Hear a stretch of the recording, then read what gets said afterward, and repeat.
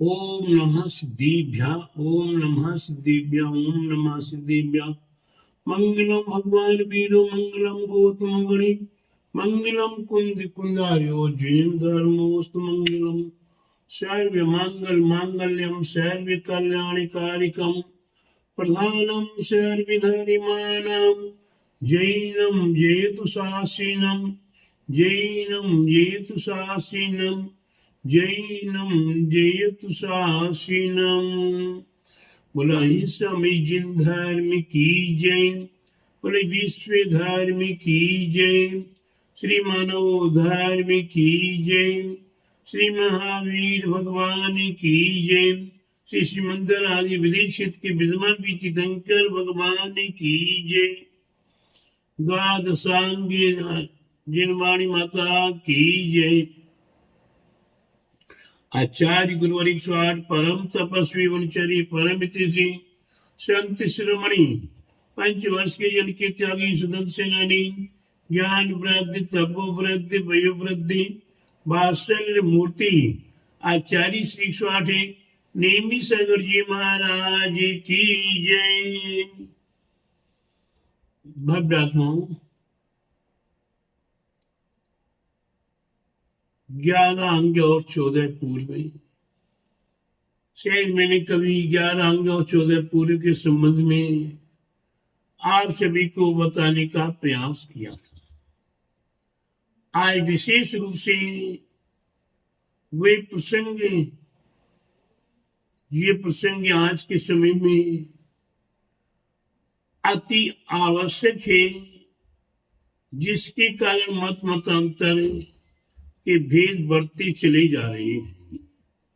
ऐसे मत मतांतरों के भेदों से हमें बचने के लिए हमारे 11 अंग और 14 पूर्व को हम सभी भव्य आत्माओं के लिए जानना अति आवश्यक है। ये 11 अंग और 14 पूर्व दिव्य वाणी हमारी हमें तीर्थंकर प्रभु से प्राप्त हुई है। भगवान महावीर स्वामी की अंतिम दिव्य देशना से हमें ये ज्ञान प्राप्त हुआ है और यह ज्ञान धीरे धीरे करके 11 अंग और 13 पूर्व लोक को प्राप्त हुए। लेकिन जो अंतिम चूलिका नाम का एक पूर्व बचा, वह पूर्व सभी ग्रंथों का, सभी द्वादशांग जनवाणी का उपसंहार है। यानी हमें उपसंहार रूप में द्वादशांग जनवाणी माँ प्राप्त हुई। उस जनवाणी माँ के 11 अंग 14 पूर्वों का सार है। सारांश जानने के लिए अति आवश्यक है।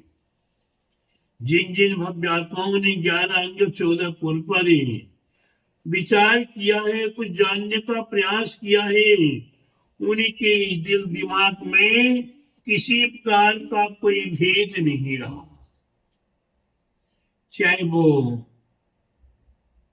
दिगंबर हो या श्वेतांबर हो, दिगंबर में 20 पंथी हो या 13 पंथी हो, श्रेणीगढ़ पंथी हो या कोई भी पंथ हो, या और भी मत मतांतर है, ये सारे जिन धर्म के अंग हैं, एक एक छोटे छोटे अंग के रूप में हम लोग बट गए हैं। जिसका कभी एक उदाहरण ग्रंथ में पढ़ा था कि एक अंधा है, उस अंधे के लिए कैसे समझाया जाए टेढ़ी खीर कैसे होती है। टेढ़ी खीर बड़ी कठिन हो गई। उसे अंधे को समझाने के लिए एक हाथी लाकर उसके सामने रखा गया। उस हाथी को बताने का प्रयास किया, ये हाथी है। तो हाथी में उसने पैर में पकड़ा, तो बोले तो खंबे के समान है। कान पकड़ा तो कहता सूपे के समान है।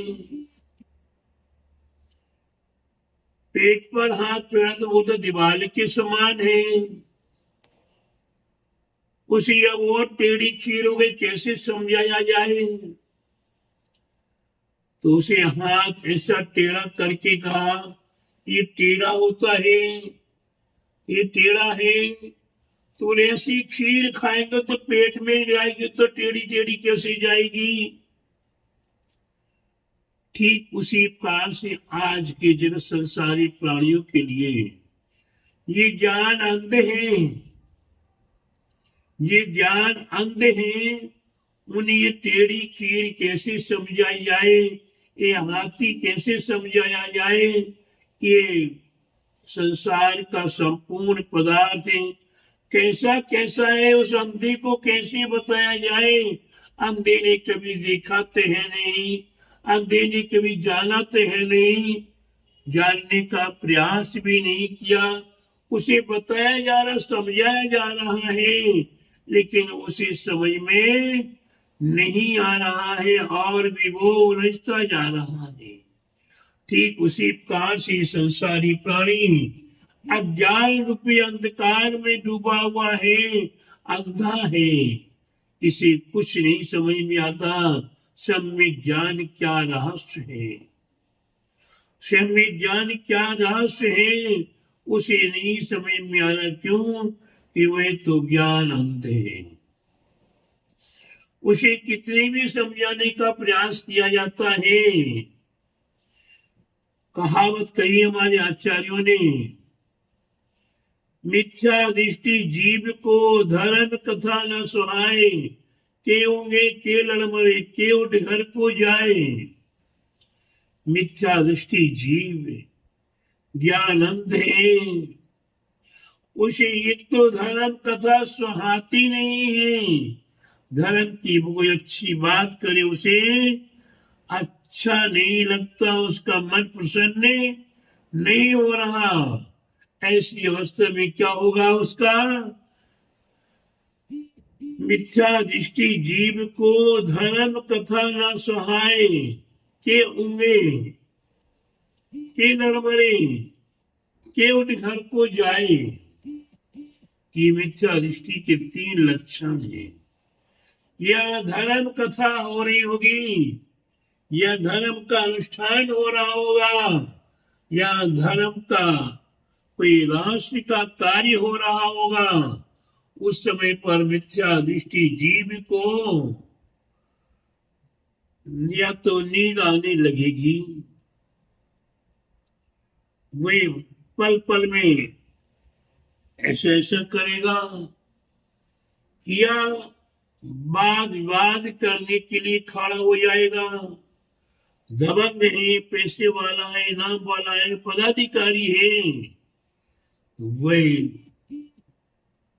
किसी को कुछ भी बोलने में संकोच नहीं करता और लड़ने मरने के लिए तैयार हो जाता है। के होंगे के लड़ मरे। और जो सोचता है मर्यादाओं को, तो वो सब कौन तो उठ के जाए, कौन तो सोए और कौन तो लड़े। इससे अच्छा है क्या, चुपचाप उठो और चलो अपने घर।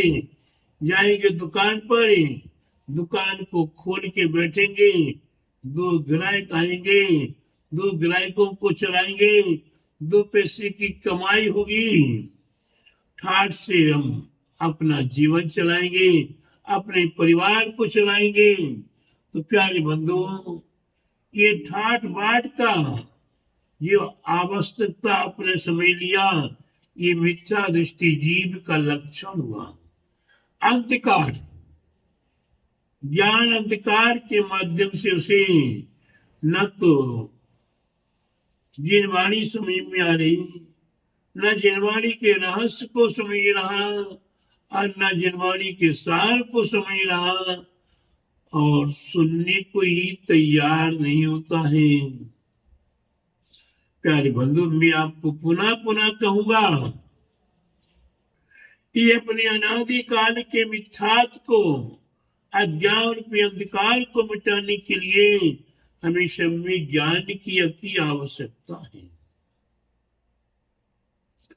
और वह ज्ञान हमें धर्म कथाओं के माध्यम से ही प्राप्त होगा। हमें धर्म कथाओं में ही अपना मन लगाना पड़ेगा, अपना मन वचन काय लगाना पड़ेगा, तभी जाकर हमें ज्ञान की प्राप्ति होगी।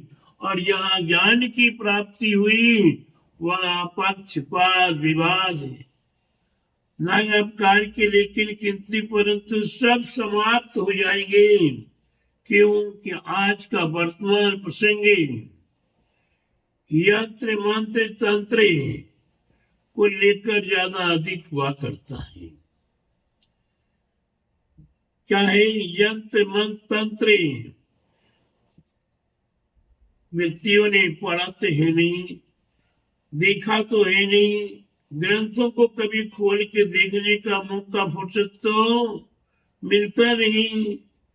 तो क्या कह देते हैं, ये जिस सिद्धांत में यंत्र मंत्र तंत्र का कोई उल्लेख नहीं है। तो प्यारे बंधुओं, अगर उल्लेख नहीं होता तो सबसे पहले मंत्र अनादिकाल से प्राप्त हुआ मंत्र नमोकार महामंत्र, भगवान की दिव्य देशना ओमकारमय कीर्ति है। भगवान की वाणी ओमकारमय कीर्ति है, तो ओमकार का महत्व हो गया। पंच नमस्कार महामंत्र अनादिकाल से चला आ रहा, उसका महत्व। अब फिर ये उल्लेख मिलता है कि पंच नमस्कार महामंत्र के माध्यम से 84,000 मंत्रों की उत्पत्ति हुई, तो और भिन्न भिन्न मंत्र हो गए। अगर मंत्र है तो मंत्र की साधना तो करनी पड़ेगी। मंत्र है और मंत्र के लिए कोई हम मतलब महत्व नहीं माने, हम उन्हीं की साधना नहीं करें तो साध्य की सिद्धि भी संभव नहीं होगी। इसलिए यंत्र मंत्र है। अब मंत्र को अंक एवं अक्षरों के रूप में समावेश करके लिखने के लिए जो क्रिया होती है उसको कहते हैं यंत्रराज। कौन सी यंत्र के माध्यम से कौन से संकट आदि पलायमान होंगे, इसका भी उल्लेख है। पंच कल्याण प्रतिष्ठा महोत्सव जब हुआ करता है तो प्यारे बंधु 18 प्रकार के यंत्रों का उपयोग हुआ करता है। बिगर उसके उपयोग किए पंच कल्याण प्रतिष्ठा महोत्सव भी संपन्न नहीं हुआ करता है। तो प्यारे बंधु, जहाँ यंत्र वहां, जहाँ मंत्र है वहां यंत्र भी आ जाएगा। और मंत्र और यंत्र के बीच में जो संयोग की कुछ क्रियाएं होती उसे तंत्र भी कहा जाता है। तंत्र क्या है? जब आपको अनुष्ठान करना है तो मंगल कलश की आवश्यकता पड़ेगी, दीपक की आवश्यकता पड़ेगी, धूप की आवश्यकता पड़ेगी, चिटाई पट्टा आदि आदि की आवश्यकता पड़ेगी, भूमि शुद्धि आदि करना है, वस्त्र आदि शुद्धि करना है। ये क्या है? ये सब तंत्र विद्या में आ जाता है। यंत्र और मंत्रों के संयोग के बीच में जो क्रिया होती है वे तंत्र विद्या कहलाती है। और तंत्र विद्या में भी पंच कल्याण प्रतिष्ठा महोत्सव में तंत्र विद्या जीवपात आदि होता है, दशांगे पात, अष्टांगिक पात, जिससे भगवान का लेपन किया जाता है। वही नहीं करेंगे तो भगवान के पंचकर्म प्रतिष्ठा महोत्सव होती रही। तो आपके लिए यंत्र भी चाहिए, मंत्र भी चाहिए, तंत्र भी चाहिए। इसका उल्लेख द्वादशांग जिनवाणी के अंदर है। विद्यानुवाद नाम का ग्रंथ है। उस विद्यानुवाद ग्रंथ में ये यंत्र का, मंत्र का, तंत्र का सारा उल्लेख किया हुआ है। और एक ही नहीं, अनेकों प्रकार से, अनेकों रूपों में हम भव्य आत्माओं को बताया गया। कि आपको पंच कल्याण प्रतिष्ठा महोत्सव कौन सी तारीख को करना शुरू करना है, कब समाप्त करना है, कौन सी तिथि वार नक्षत्र में गर्भ कल्याणक, जन्म कल्याणक के, मोक्ष कल्याणक आदि हर कार्य को करने का उल्लेख किया है। ये द्वादशांग जिनवाणी में रहस्य है। और ये जिनवाणी के 11 14 पूर्व के कम से कम सारांश को ही जब समझ लें, उस सारांश को समझ लेने से दिल और दिमाग क्या, दिल और दिमाग अपने आप ही क्लीन हो जाएगा। फिर ये नहीं कहोगे कि ये ग्रंथ में ऐसा नहीं है,